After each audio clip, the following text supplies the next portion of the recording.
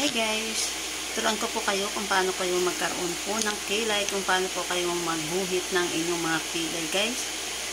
Ayan, dito po kayo magsisimula. Ayan po. Tapos, hawakan nyo po yung kilay nyo. Parang ibabanat nyo po siya guys. Ganyan. Parang nagdodrawing na po kayo guys ng inyong kilay. Ayan, kilay is light. Lagyan po ng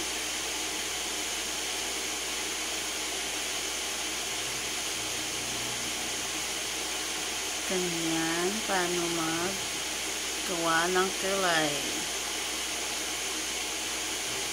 Kailangan po yung gamitin niyo pong light lang po siya para hindi po siya masyadong dark ang kulay. Ayan, ganyan na po ang pag-drawing po ng kilay. Ganyan na po, ganyan, ganyan, ganyan. Madali lang po yan guys. Kailangan matuto po kayo para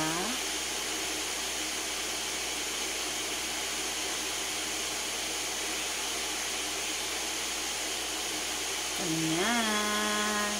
O, diba? O, magkaiba po yung dito at saka dyan. Ayan na po paggawa ng kilay guys. Ako lang din po ako marunong pero natuto rin po ako guys. Tapos, dito ulit sa kabila. Ayan na po guys. O, dito po kayo mag-start sa. Tapos, ganyan. Ito po yung ginagamit ko lagi guys. Ayan. Ang pangalan niya is Ever Original.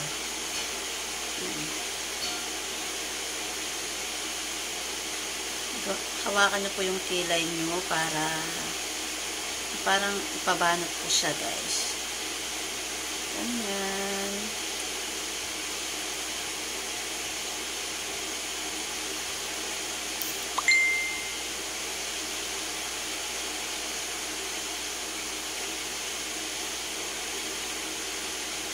Kilay.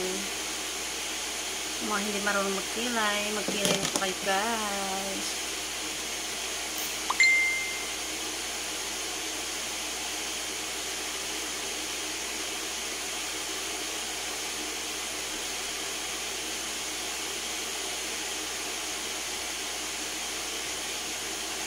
Ayan, ito medyo bawasan natin kasi medyo makapal siya guys. Pantay na ba siya?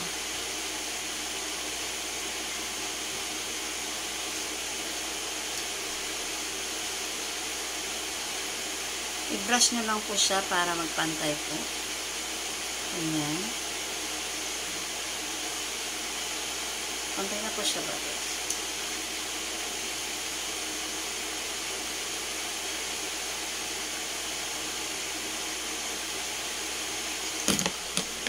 Diba? Pantay na po ba? Yan lang po. Thank you for watching.